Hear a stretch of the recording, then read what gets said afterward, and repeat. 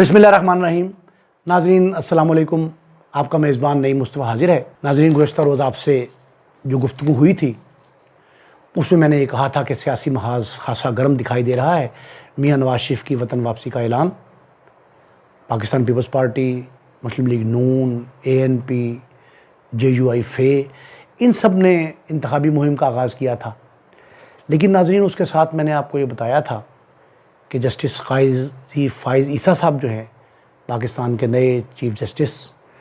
उनकी आमद के बाद या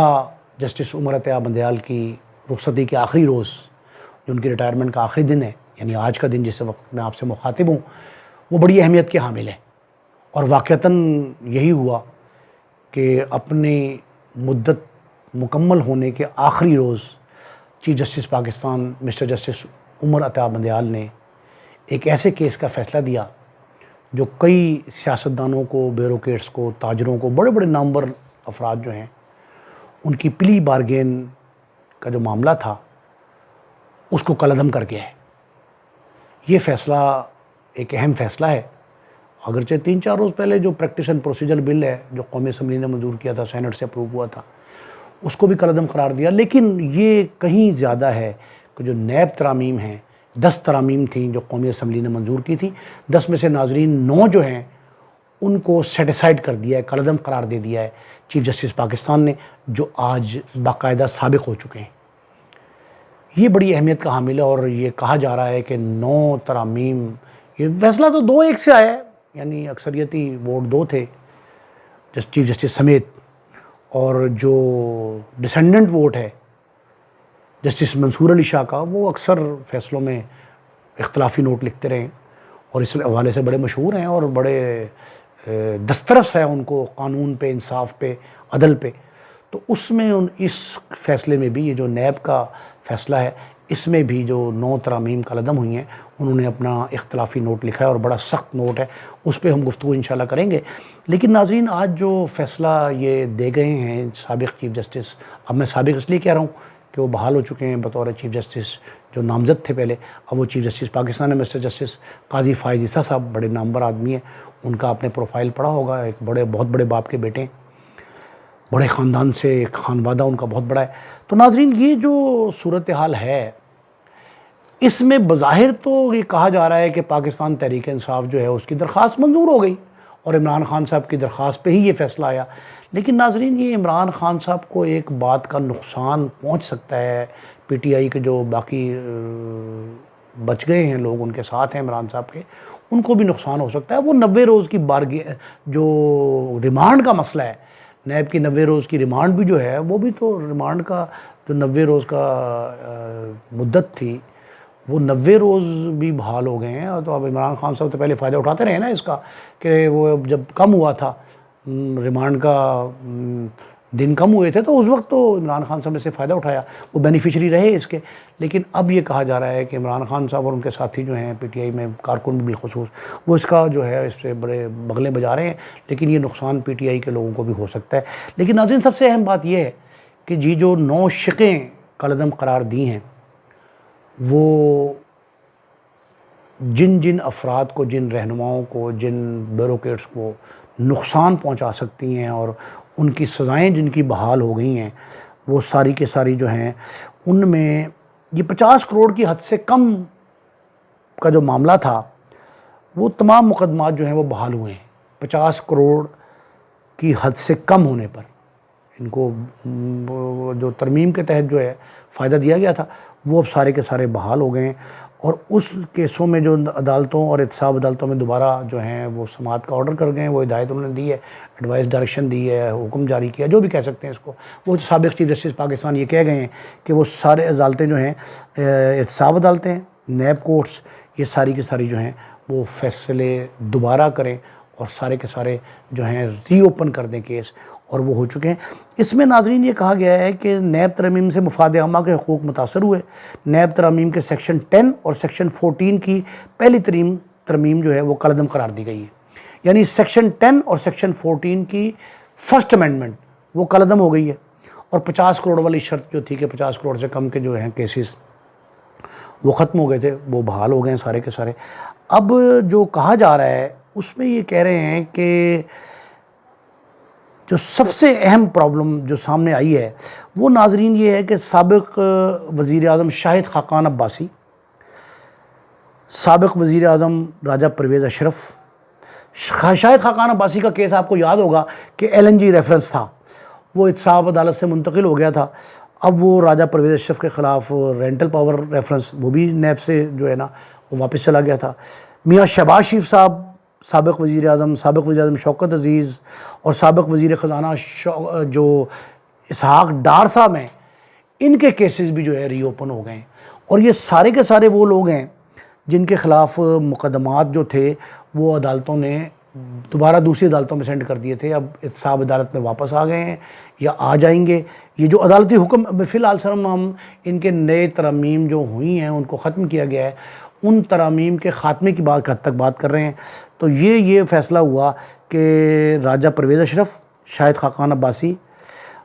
میاں شہباز شریف، شوکت عزیز، یہ 4 سابق وزراء اعظم ہیں۔ ان 4 سابق وزیر اعظم، سابق وزیر خزانہ اسحاق ڈار صاحب جو ہیں ان کے کیسز جو ہیں وہ واپس ہو گئے۔ پھر سابق صدر آصف علی زرداری، سابق وزیر اعظم میاں نواز شریف اور یوسف رضا گیلانی، ان تینوں کے خلاف ناظرین توشہ خانہ کیس وہ ری اوپن ہو گئے۔ یہ تینوں وزراء اعظم اور سابق صدر زرداری صاحب، ان کے خلاف توشہ خانہ کیس جو تھے، جس طرح عمران خان صاحب کے خلاف جس میں سزا بھی ان کو ہوئی، اور وہ جو ہے اس طرح کے کیس یہ سامنے آ گئے ہیں، اور بیوروکریٹس جو ہیں وہ تقریباً 90 کے قریب بنتے ہیں۔ بڑے بڑے تاجر جو ہیں جنہوں نے فائدہ لیا تھا ان ترامیم سے،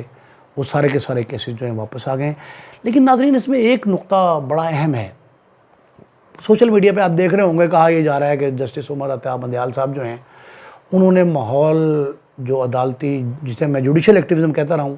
انہوں نے کہا ہے جی کہ یہ عدالت انصاف کا قتل تھا۔ معروف ممتاز قانون دان جو ہیں بڑے بڑے، وہ جو کر رہے ہیں، وہ کہتے ہیں کہ ان کا دور جو تھا وہ عدالت میں اس دوران انصاف اور عدل میں سیاست درائی تھی، سیاسی ماحول گرمایا تھا انہوں نے، عدالتی ماحول نہیں گرمایا تھا۔ عدالت میں عام کیسز جو ہیں وہ تو عام شہری کے کیسز جو ہیں وہ تو ان کا کوئی فرق نہیں پڑا، وہ تو وہی موجود رہے، لیکن جو سیاسی کیسز تھے، لیٹ نائٹ عدالت لگا کے عمران خان صاحب کا کیس سنا گیا، تو وہ کہتے ہیں اس طرح کی مثالیں دے رہے ہیں کہ جناب یہ جو ہیں کیسز،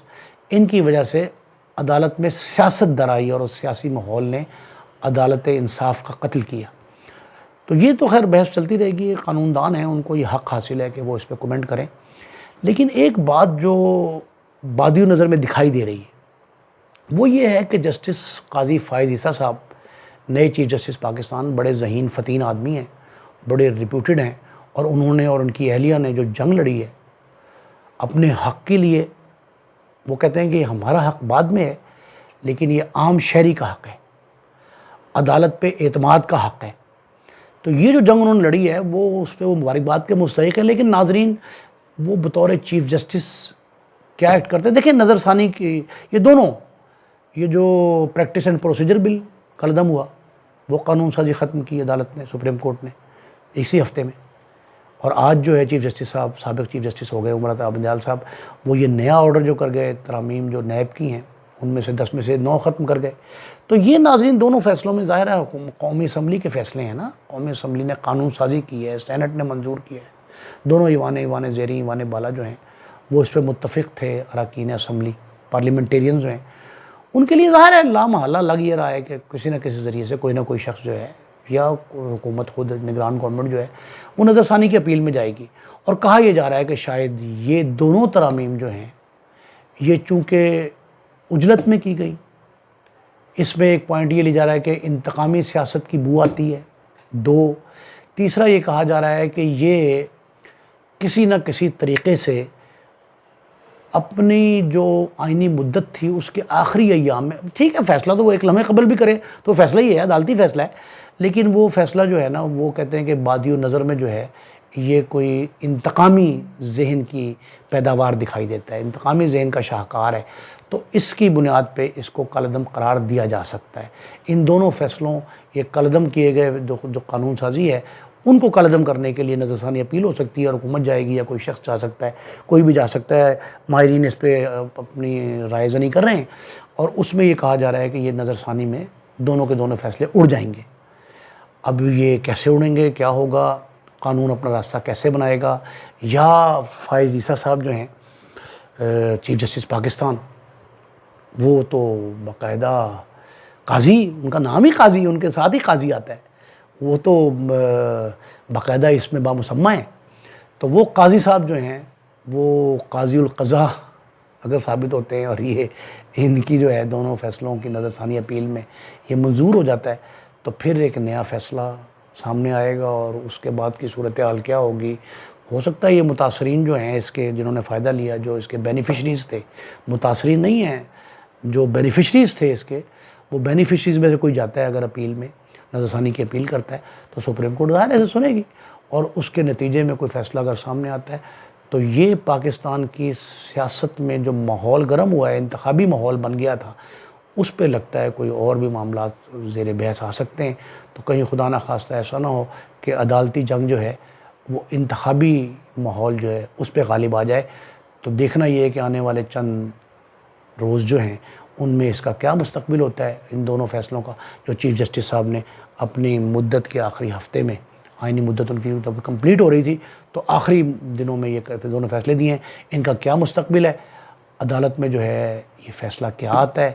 یہ قانون دان جانتے ہیں یا عدالت مسند انصاف پہ جو بیٹھے ہوئے ہیں وہ ہی سمجھتے ہوں گے معاملات کو. تو اس صورتحال میں جو ہے یہ قومی اسمبلی اور سینٹ بھی فریق ہے، باقاعدہ حکومت بھی فریق ہے، تو کچھ نہ کچھ سابق اتحادی جماعتیں جو تھیں وہ ساری فریق ہی تھیں، انہوں نے یہ اپروو کرائی تھی ترامیم اور یہ سارا کچھ. تو اس کے تک جو ہے معاملہ خاصا گمبھیر دکھائی دے رہا ہے، اور یہ دھندلکا جو ہے